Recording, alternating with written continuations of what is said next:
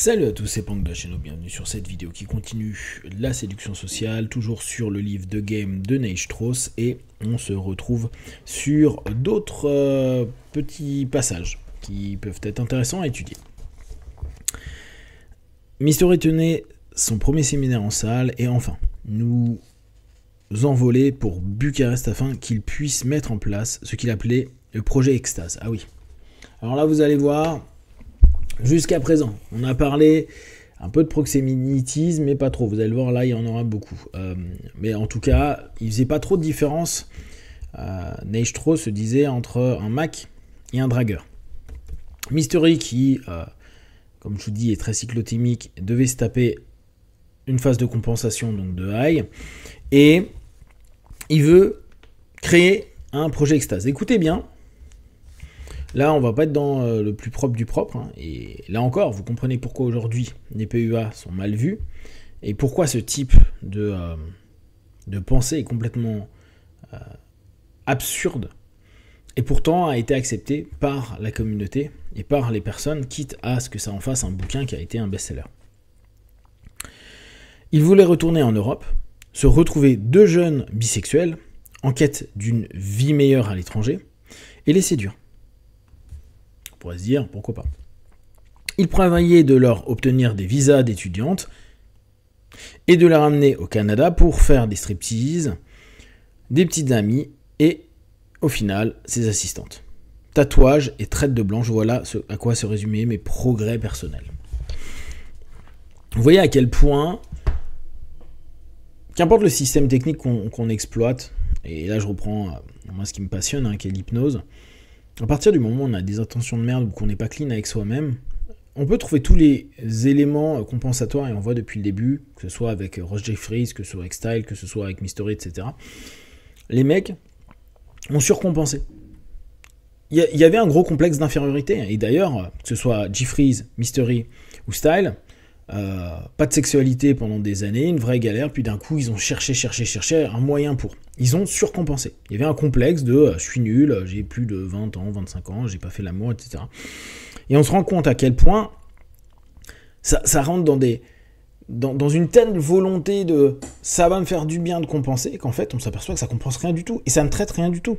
C'est pas parce qu'on obtient et on surexploite ce qu'on n'a pas eu avant que pour autant on s'apaise et on se sent mieux, alors qu'on pourrait le croire. Intuitivement on pourrait se dire je serai heureux quand j'aurai, alors qu'on se rend bien compte que plein de personnes qui ont voulu ou qui ont eu ce qu'ils rêvaient d'avoir, ils sont pas plus heureux. Alors si, ils sont un peu plus heureux, mais ça les a pas apaisés profondément, et c'est toujours plus.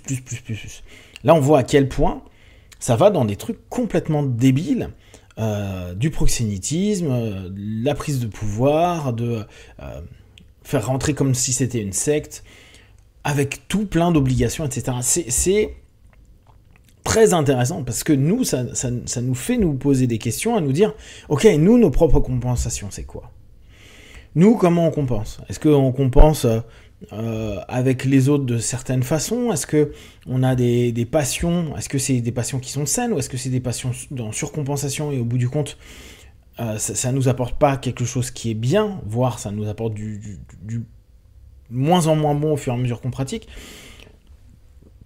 Avoir ce questionnement, il est hyper important, et on se rend compte à quel point la communauté PUA en compensation, et aujourd'hui la communauté incel, qui détestent les PUA, ils les détestent parce qu'ils disent que c'est des vendeurs de formation, et que au bout du compte ils vont sortir de la formation, ils se sont fait griller de l'argent, mais absolument pas aptes à avoir une sexualité ou se sentir non célibataire. Mais comment tu veux devenir non célibataire?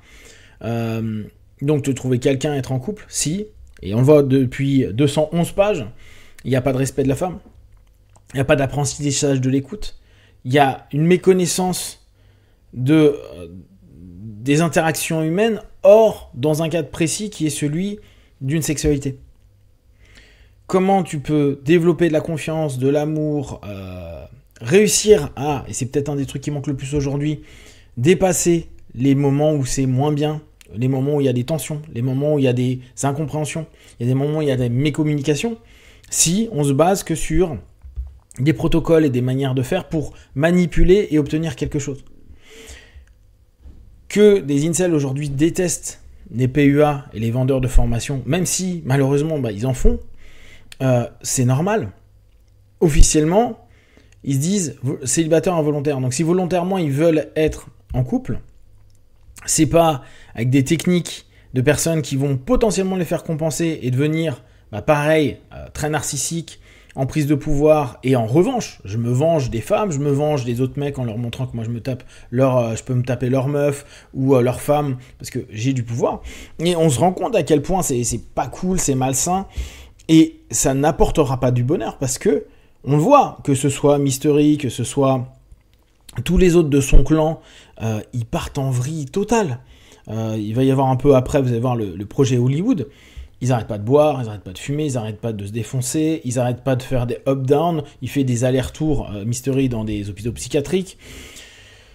On se rend compte que ça n'apporte pas du bonheur. On se rend compte que ce qu'ils sont en train de créer, le rapport positif de la communauté, d'entraide, etc., s'il n'est basé que sur on veut se venger, on veut avoir du pouvoir, on veut du sexe, et qu'au bout du compte, on se sent toujours aussi vide. Et qu'il faut, tous les soirs, et c'est ce qu'ils disent, les gars, ils arrêtent leur boulot, on verra ça plus tard, ils arrêtent leurs études, ils arrêtent plein de trucs pour aller jouer. Et quand ils rentrent avec satisfaction avec une ou deux femmes, ils ont du sexe, et le lendemain, ils recommencent, ce qui veut dire que ça les nourrit pas. Et c'est ce que je vous disais sur la vidéo précédente. C'est pas de l'intimité, c'est du superficiel. C'est comme si vous étiez en train de manger des calories vides. Vous allez manger, vous prenez du sucre, et au bout du compte, vous dites, mais j'ai encore faim, j'en veux encore plus. Ça nourrit pas, c'est pas positif pour vous, voire c'est destructif, et c'est exactement cette notion-là.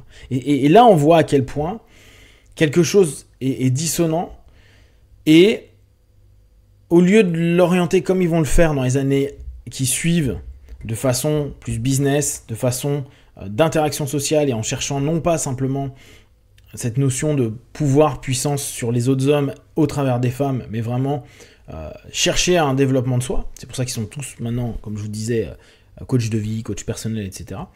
Tant qu'ils n'ont pas switché, ils sont dans de la surcompensation qui amène que de la pourriture.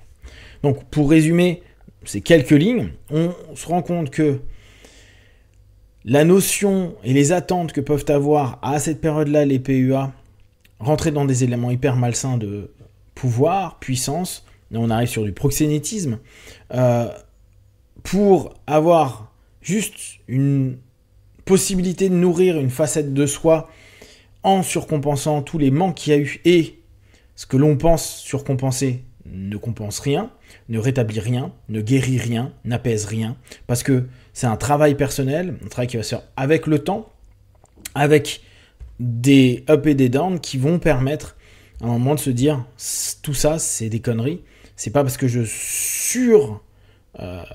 exploite quelque chose que pour autant j'ai du bonheur et de la joie, et ça en devient même une routine et un pattern qui devient tout aussi peu nourrissant que le malaise qu'ils avaient initialement. Si vous avez des questions et des remarques, vous les partagez sur Facebook, YouTube, j'y répondrai le plus rapidement possible.